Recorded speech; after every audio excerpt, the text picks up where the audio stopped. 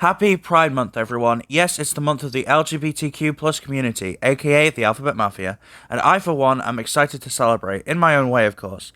As a member of said Alphabet Mafia, I find representation to be a very important thing in all media for a number of reasons, and animation, specifically cartoons, has actually been one of the best avenues for positive queer representation, especially in recent years. It's by no means perfect, with networks often making it difficult for creators to include representation and censorship and such, but many creators since the start of the 2010s, primarily, are willing to go above and beyond to make the queer members of the audience feel recognised and validated with characters that reflect the diversity of the real world. So I wanted to look at some of my personal favourite examples of this representation in animated series. Some rules this time, no anime because that's its own list as usual, and that's definitely a list I'm going to make at some point, don't worry.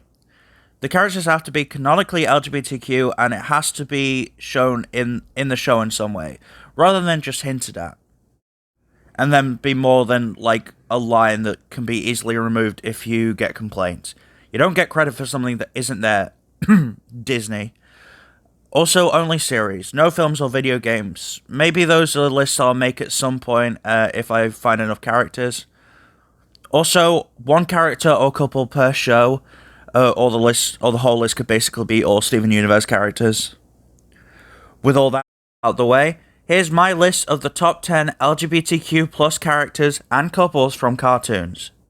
If this is hard to hear, then you should hit replay, 'cause I can guarantee it's harder for them to say. Whoever sent you this told me to say hello, give you a hug and kiss, and also wanted you to know they're gay. And today is the day that you're finding out because they're happy this way. Starting the list, we have Agents Miller from Camp Camp. Agents Miller and Miller are the fathers of Erid. They both feature frequently in the show, mainly because they're FBI agents frequently monitoring and trying to capture Campbell, for frankly justified reasons. But on top of being decent agents, they also happen to be in a relationship, which could explain why they work so well together in the field.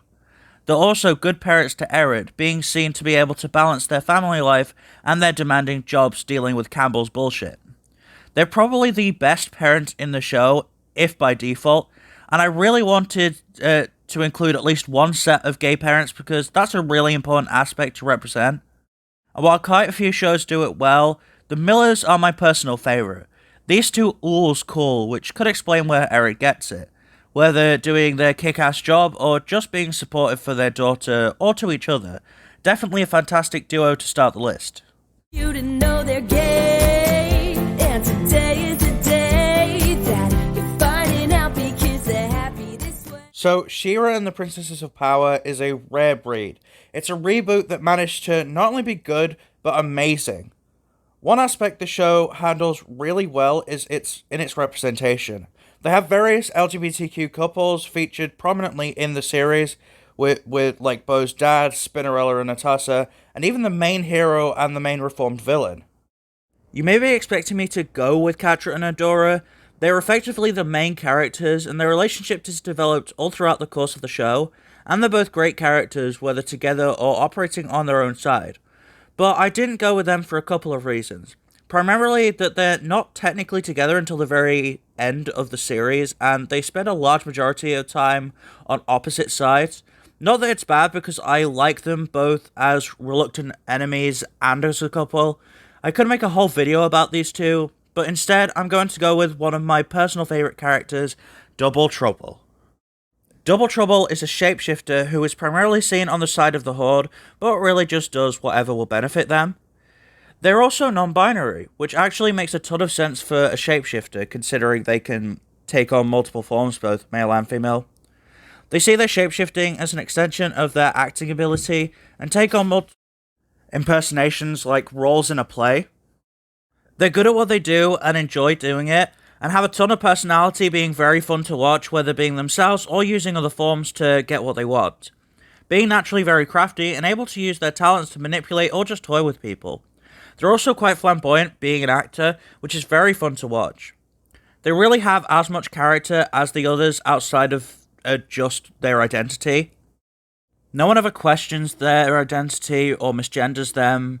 It's cool to see a character using they them pronouns and presenting non-binary and only being a small aspect of their huge character. And that's why I went with them for this spot on my list.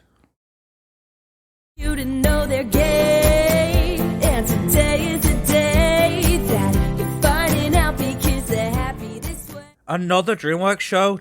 Damn, they're knocking it out of the park. One thing Kipo is very good at is its characters. Despite the zany environments and insane situations, it has characters that, while sometimes as crazy as the world around them, feel very human and down to earth. This makes the emotional scenes more identifiable and effective, but it also makes the interactions with the characters feel much more identifiable. One example is with how it handles the LGBTQ plus representation with its characters.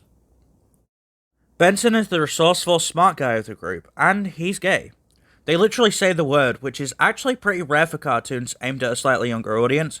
Even when they have gay things, they won't actually use the term, but this show does. Speaking of that, Benson's coming out scene is one of the best I've ever seen. It's the most upfront coming out scene in a cartoon since, 16. Trying to find out if I'm gay.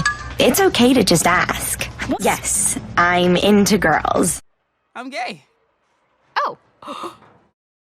And what I really like about it is Kipo isn't hostile. She immediately accepts it and doesn't even think twice about being supportive.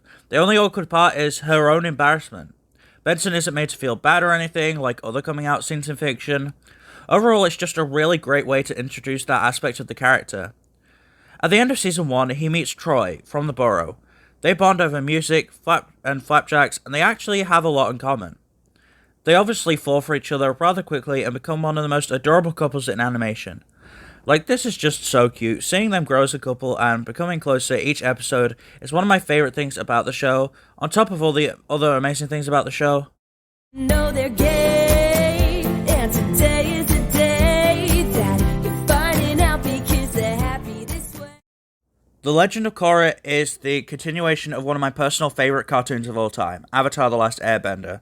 And although it got mixed reactions, very mixed reactions, I, for one, fucking love this show. I actually have trouble deciding which series is better, so I tend to lump them together as one continuous show when talking about them. It's not without its problems, especially in the first half, but for me, the amazing characters, spectacular animation, and rich story more than make up for that. One thing fans of the show were gunning for when it first came out was the inevitable conclusion to the romantic tension between the characters of Korra and Asami, and luckily the show delivered. Korra is the current incarnation of the Avatar. She's headstrong, and although she could be impulsive and reckless, she also goes through a lot of growth and change over the series, like Aang did. One of the people who helps her grow into her role as the Avatar is Asami.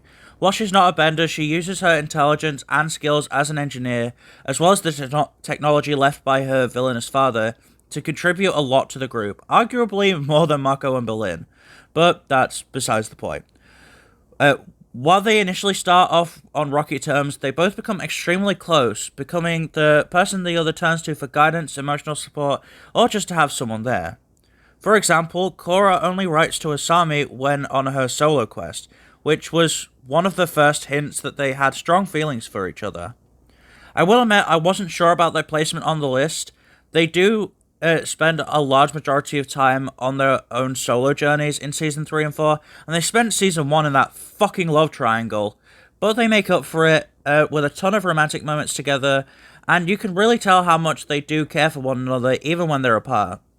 The relationship gets more development in the comics, which are canon by the way, but I don't know whether they should count towards this list, but either way. And it's actually brilliant. But as for the show itself, I would have liked to see them interact as an official couple a bit more. Also, Nickelodeon was being very difficult with their depiction as a couple, putting the final few episodes online and not allowing more scenes with them.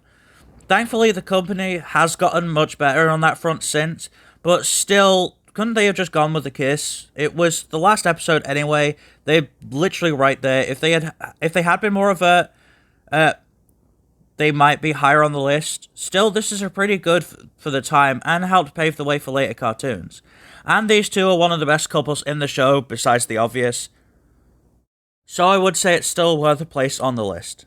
To know they're gay, and today is the day that you're finding out because they're happy this way.